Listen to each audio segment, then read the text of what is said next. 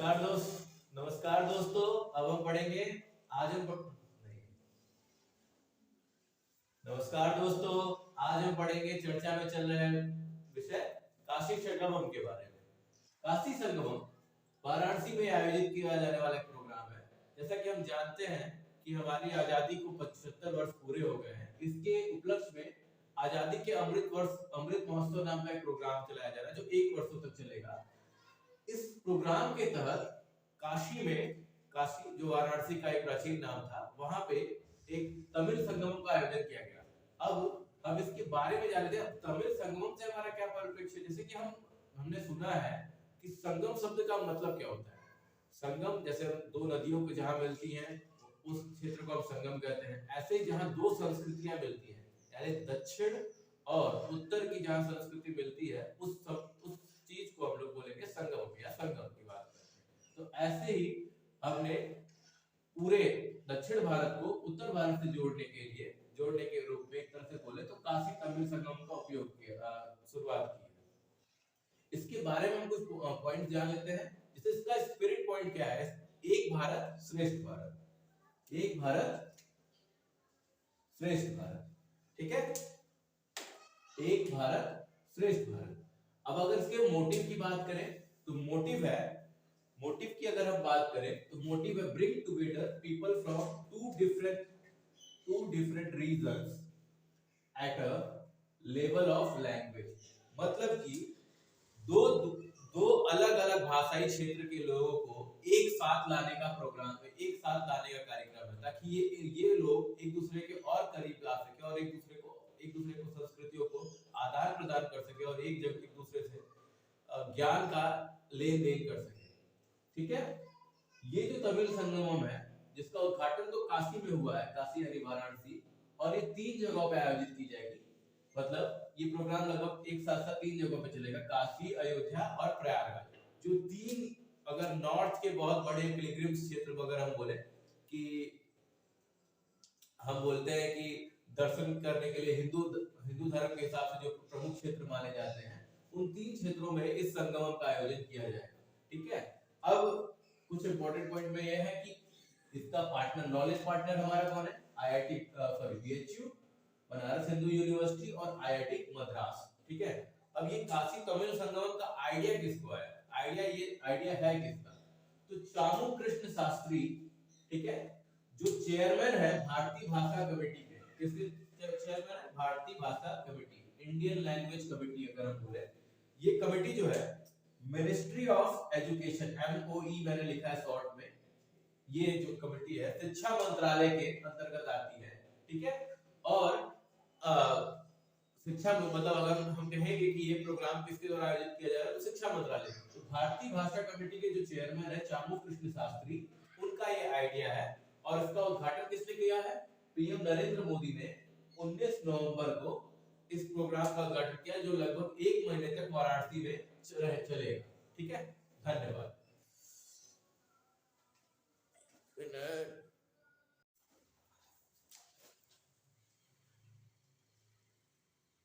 जो इम्पोर्टेंट वर्तमान के फैक्ट्स थे तो वो तो हमने देख लिए, लेकिन अगर हम बात करेंगे कॉम्पिटिटिव एग्जाम से, बड़े कॉम्पिटिटिव अन्य जो आजकल कॉम्पिटिटिव एग्जाम हो रहे हैं, अब एग्जाम का पैटर्न बदलता जा रहा है, हर बार चीजें नई आ रही है, तो अगर उनको रिलेटेड देखेंगे तो केवल उतने से काम नहीं चलने वाला है। हमें काशी तमिल संगमम की अगर हम बात करेंगे तो हमें उसके हिस्टोरिकल साक्ष्य पे भी जाना पड़ेगा कि यार ये आयोजित किया क्यों जा रहा है। इससे रिलेटेड क्वेश्चन भी करंट से जोड़ के पूछा जा सकता है। उसको जानने के लिए हम पहले पास्ट को जानते हैं। तो कुछ पास्ट के इंपॉर्टेंट और काशी तमिल संगमम या काशी तमिल बोला क्यों जा रहा है, काशी या तमिलनाडु जुड़े कैसे हैं, तो कुछ पास्ट के इंपॉर्टेंट फैक्ट्स या कुछ इंपॉर्टेंट टॉपिक्स है जो राजा आए, जो वहां के लोग आए, उनको जानना बहुत जरूरी है। तो हम देखते हैं, पहले अगर सबसे बड़ी बात करेंगे तो संगमकालीन ग्रंथों में काशी का उल्लेख देखने को हमको जो मिलता है, जो संगम टेक्स्ट साउथ इंडिया के मिलते हैं पांड्य राजाओं के समय, उनमें हमें काशी का उल्लेख बहुत ज्यादा देखने को मिलता है। फिर हम देखेंगे कि एक इंपॉर्टेंट बात है, एक राजा हुए, राजा पराक्रम पांड्य, कहां कब हुए, 4th सेंचुरी 1456 में, मतलब 1456 ईस्वी के करीब। ठीक है, उन्होंने केरला और तमिलनाडु के बॉर्डर पे तेलकाशी नाम से एक मंदिर बनवाया, जो शिव का मंदिर था, ठीक है, इसे दक्षिण काशी भी कहा जाता है। अब जो ये शिव मंदिर है उसकी विशेषता ये बोला जाता है, बताया जाता है कि जैसे काशी है उत्तर भारत में, वैसे ये दक्षिण में काशी है। और जो राजा थे, ये जो पराक्रम पांड्य, इन्होंने ये बनवाया क्योंकि वो काशी तीर्थाटन पे आए थे और वो इतना काशी से प्रभावित हुए कि उसको बनाया। और इस मंदिर की महत्ता ये भी कही जाती है कि अगर कोई साउथ से अगर यहाँ आता है यात्रा करने के लिए, तो फिर वो यहाँ से जब गंगा जल लेके जाता है और इस मंदिर पे चढ़ाता है, तभी उसकी यात्रा पूर्ण मानी जाती है, ठीक है। अब जैसे मैंने बता दिया कि संगमकालीन ग्रंथों में इनका उल्लेख तो मिलता ही है, ठीक। अब एक संत हुए, संत गुरुपारा। संत गुरुपारा जो थे बहुत इंपॉर्टेंट संत माने जाते हैं काशी और तमिल के रिलेशन के लिए। उन्होंने केदार घाट, काशी में, अगर जैसा कि मैं बनारस से हूँ, तो अगर आप यहाँ आएंगे तो देखेंगे कि केदार घाट पर एक शिव मंदिर के केदार घाट की स्थापना की और वहां पे विशेश्वर लिंगम नामक मंदिर बनवाया, विशेश्वर लिंगम बनवाया। तो ये अगर हमने विशेश्वर लिंगम मंदिर, ठीक है, विशेश्वर लिंगम मंदिर, ठीक है, विशेश्वर लिंगम मंदिर बनवाया, ठीक है। और इन्होंने एक पुस्तक की रचना की जिसका नाम था काशी कमल बाग, ठीक है। और इस पुस्तक में काशी के ऊपर कविताएं लिखी गई थी, काशी की प्रशंसा में, काशी के विषय में, काशी की जो स्थिति है उसके विषय में कविताएं लिखी गई थी। अब एक प्रमुख कवि आते हैं अरुणागिरी नादार, जो संत हुए holy trip to Rameswaram to Kashi.